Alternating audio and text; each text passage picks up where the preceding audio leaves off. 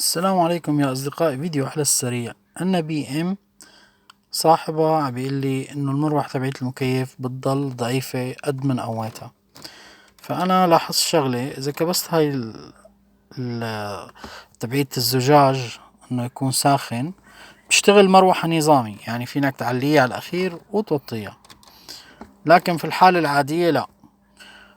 هو رايح فاحص عند حدا وقالي له إنه لازم تبدل الريزستر الموجود بالمروحة جوا اللي بيتحكم بسرعة المروحة.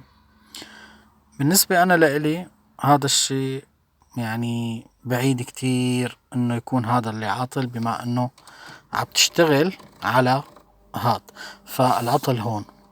فحصت أنا الكابلات ما في مشكلة بالكابلات، فحصت هذا. طبعا هذا يعني في مشكلة إنه في كتير نقط من البورد، من وش البورد لقفل البورد التاني، فأحيانا بتكون نقطة من هدول النقط فاصلة فما بيعطي ارس سيجنال.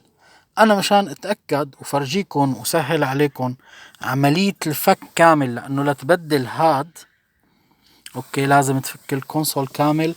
المروحة والموتور موجودين هون، لازم تفك وتطلع وتبدل.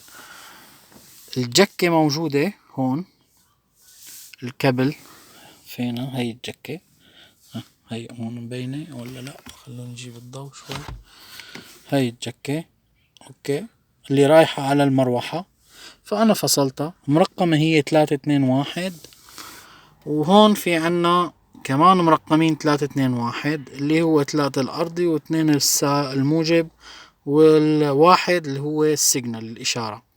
وهذا المخرج تبعيت اللي رايح على المحرك تبعيت المروحة جوا. خلوني أنا بدي أحط الضوء. أوكي شغلنا المساحة، شغلنا الدنيا. anyway راح اعمل شغلة. انا وصلت هيك صح؟ بسم الله. اوكي حطيت الفاحص هون. خلوني اطفي لكم الضوء تشوفوا، او راح نبعده للضوء بس. شايفين التوهج تبعيت الفاحص؟ طبعا هاي انا راح قوي فوق، ما زاد التوهج.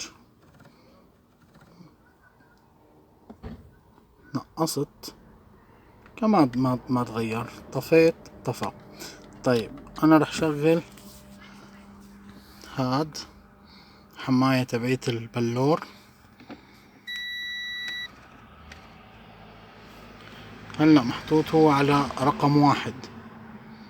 طلعوا على التوهج تبعيت الضوء.